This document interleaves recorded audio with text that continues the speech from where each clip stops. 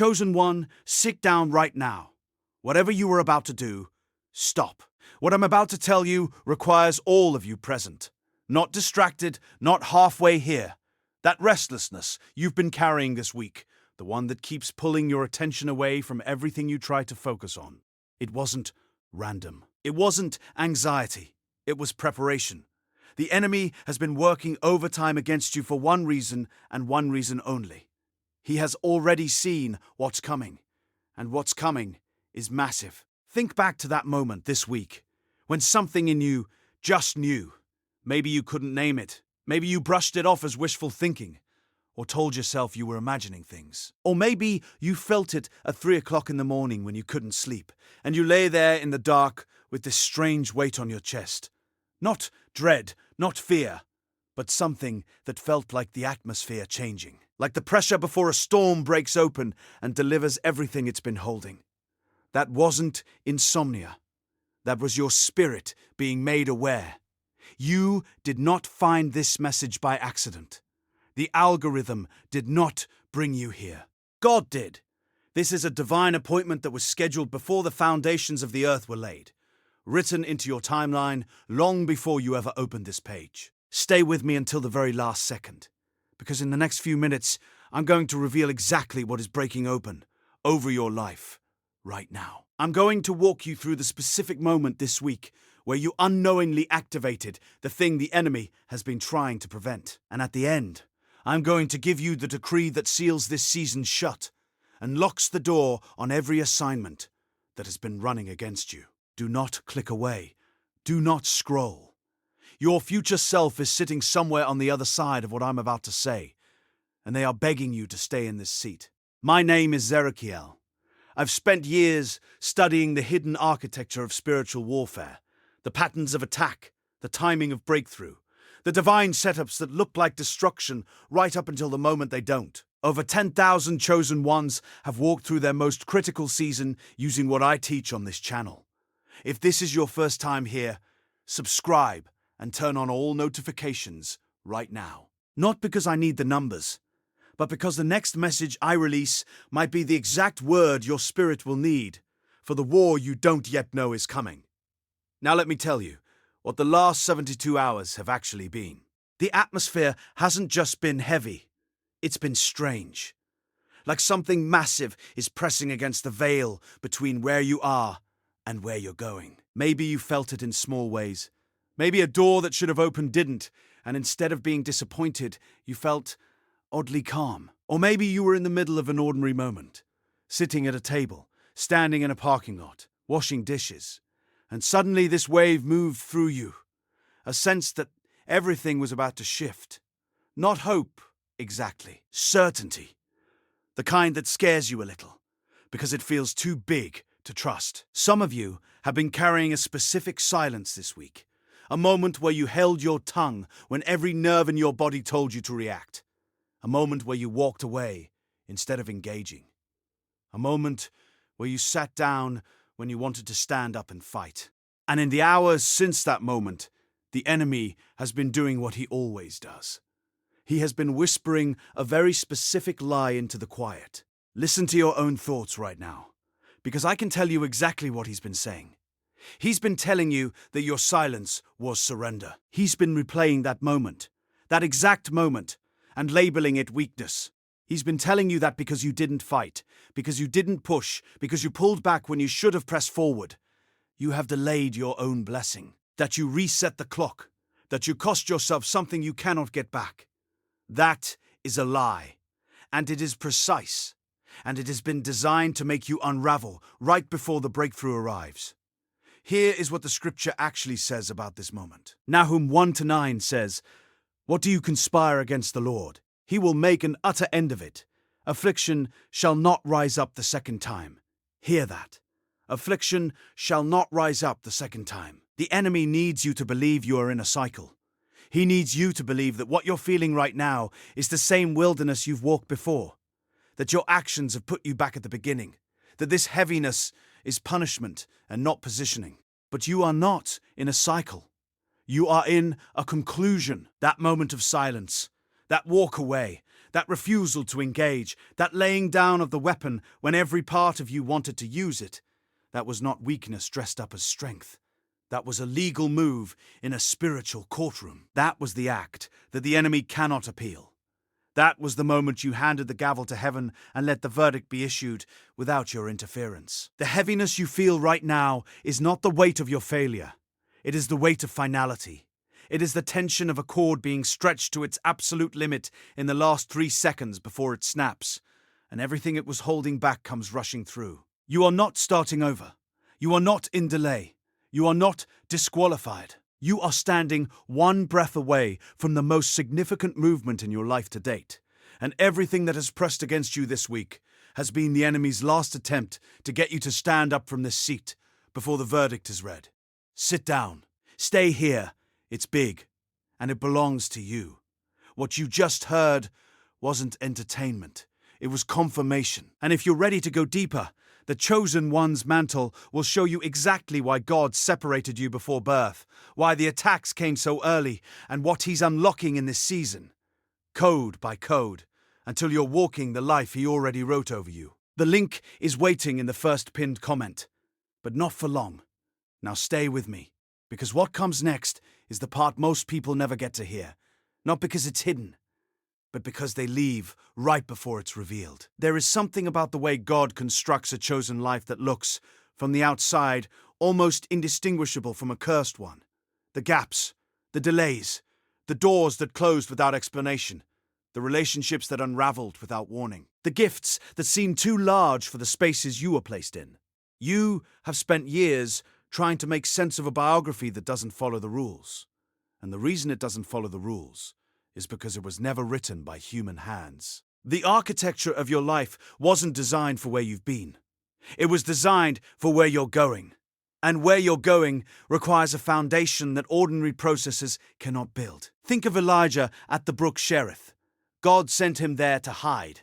Not to prepare, not to train, not to study, to hide. The brook was provision, but it was also isolation. And Elijah didn't know that the brook was going to dry up. He didn't know that the woman in Zarephath was waiting on the other side of what felt like abandonment. He only knew the brook. He only knew the narrowing. He only knew the slow disappearance of the thing that had been sustaining him. And if you had asked him in that moment whether God was moving, he might not have been able to answer with certainty. Because movement, when you are the one living inside it, rarely feels like movement. It feels like waiting. It feels like shrinking. It feels like the resources are running out and no one is coming. But what Elijah didn't know was that the drying of the brook was not the withdrawal of God's favor. It was the signal that the next assignment was ready. The brook dried up because the brook had done its work. And the only way Elijah would move towards Zarephath was if the place he was comfortable in became the place that could no longer hold him. That is what has been happening to you. The things that dried up in your life, the relationships, the opportunities, the environments that once felt like home. They didn't leave because you were abandoned. They left because they were finished. They left because you outgrew them in ways you haven't yet been able to see. They left because heaven needed you uncomfortable enough to move. And nothing moves a chosen person faster than the slow disappearance of the thing they were depending on. And this leads us to something most people miss entirely. The attack you've been under this week. The whispers. The wait, the second guessing. It didn't come because you made a mistake. It came because you made a move. There is a direct and inescapable relationship in the spirit between the intensity of an assignment and the intensity of the opposition that precedes it. The enemy does not waste strategic resources on people going nowhere.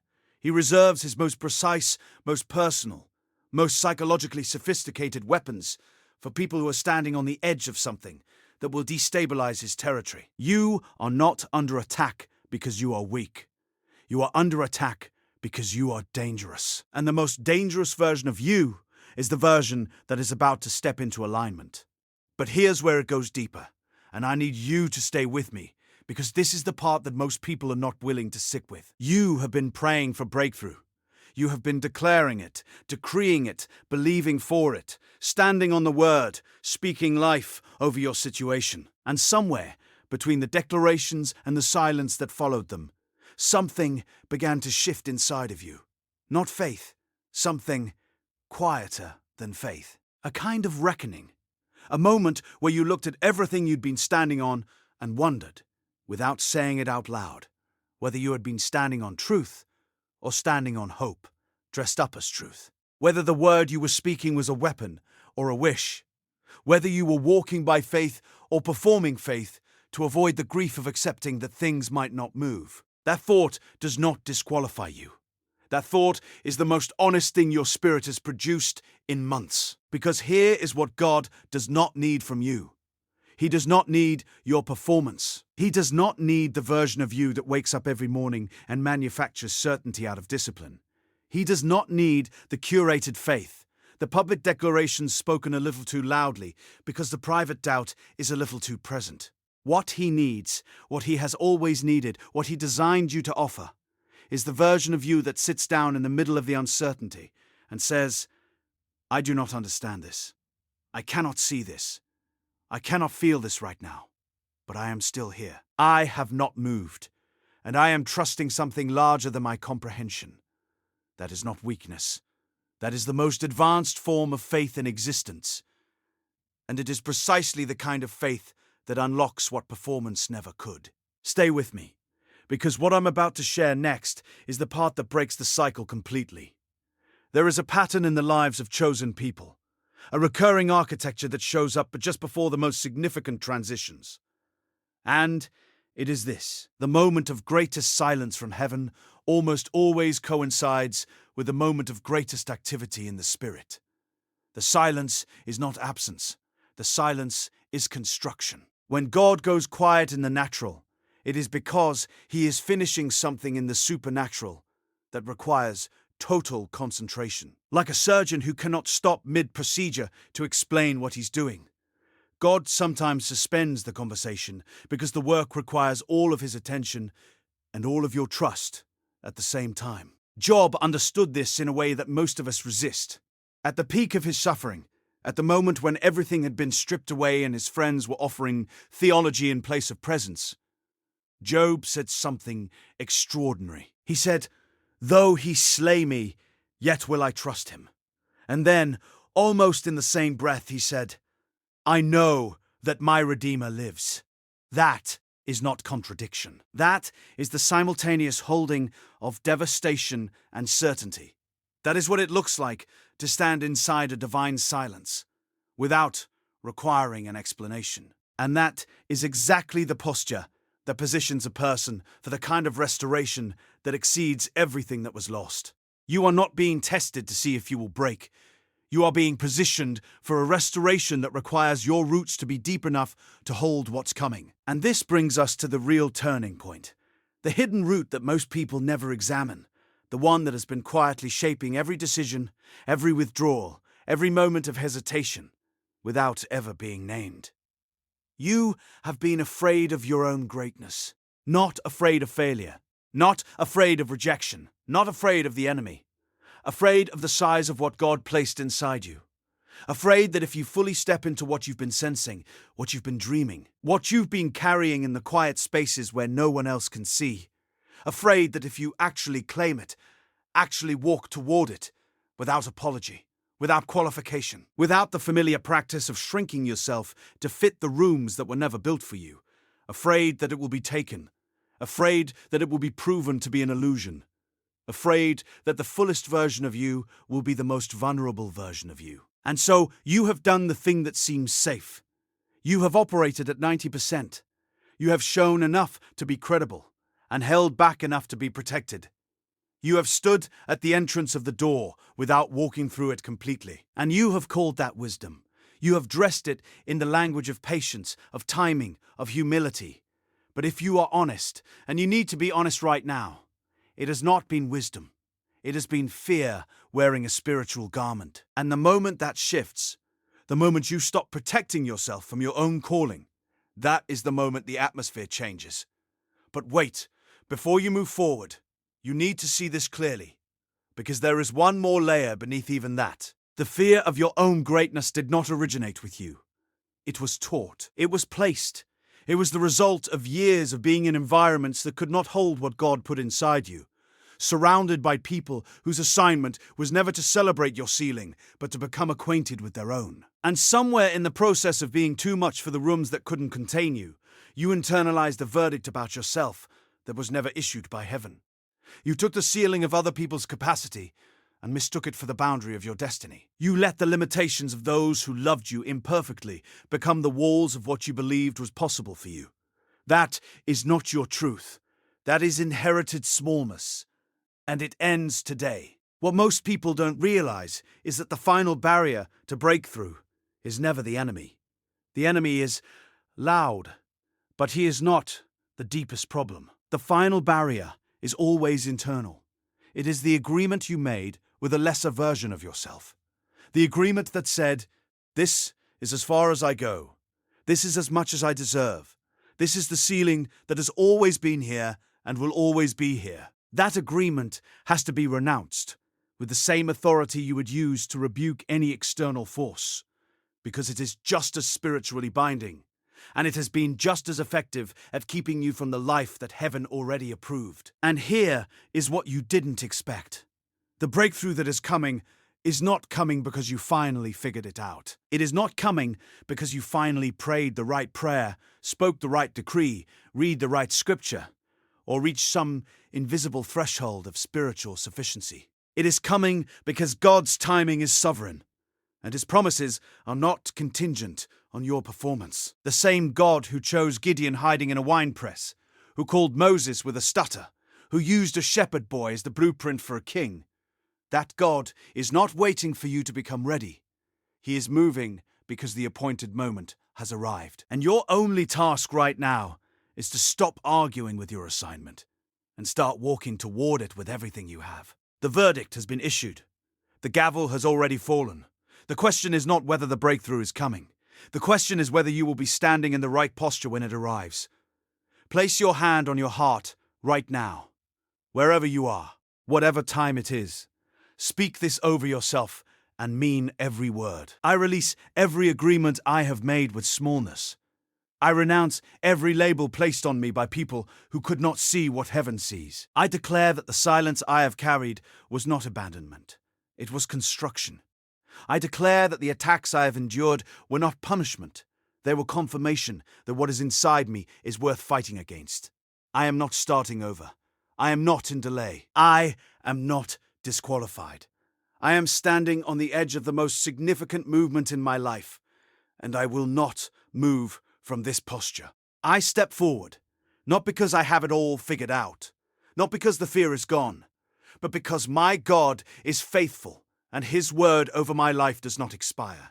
My breakthrough is not coming. It is here, and I walk into it now, fully, without apology, without holding back, as the person heaven always said I was. That is your decree.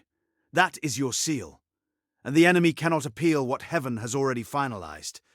If this message confirmed what your spirit already knew, share it with someone who is standing in the same silence you were in before you pressed play. And if you are ready to go even deeper into the architecture of your calling, everything you need is in the first pinned comment. Your future is already written. It is time to walk into it.